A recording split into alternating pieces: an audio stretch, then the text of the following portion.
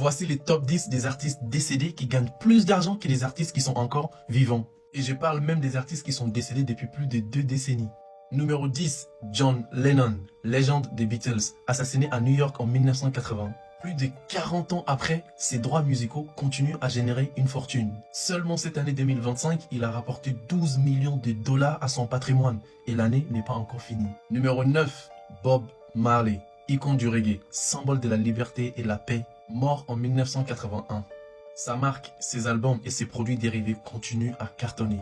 Revenu estimé 13 millions de dollars, c'est énorme! Numéro 8, Jimmy Buffett, chanteur américain et businessman du cool, mort en 2023. Son empire, Margarita Cash, entre resto, musique, hôtel, reste une machine à cash.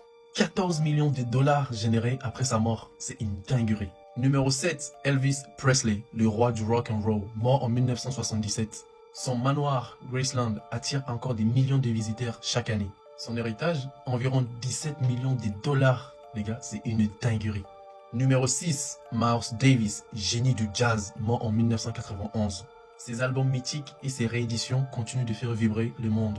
En 2025 seulement, il a rapporté près de 21 millions de dollars, les gars. 21 millions de dollars, c'est énorme.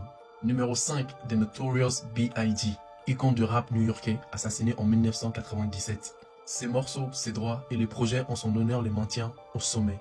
Près de 80 millions de dollars engrangés en 2025, c'est beaucoup. Numéro 4, Syd Barrett, membre fondateur des Pink Floyd, disparu en 2006. Même loin des projecteurs, son influence et son catalogue continuent à rapporter.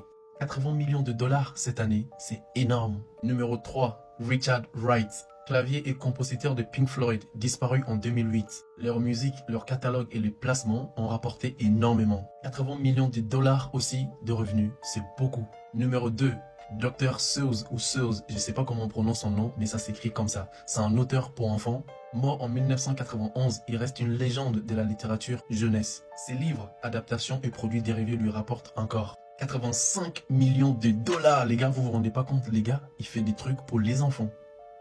Des enfants, 85 millions de dollars alors qu'il n'est plus là. C'est beaucoup.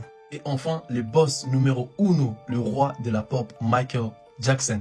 Mort en 2009, mais toujours le plus puissant.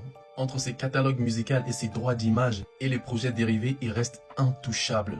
Et donc dites-vous que seulement en 2025, il a généré plus de 105 millions de dollars. Les gars, il est mort depuis 2009.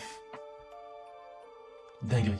Et si on compte depuis 2009 qu'il est mort, le mec a généré 3,5 milliards de dollars. Là, on parle pas de millions, on parle des milliards. Les gars, il est plus là. Il génère encore plus d'argent que toute notre famille, les gars. C'est une dinguerie.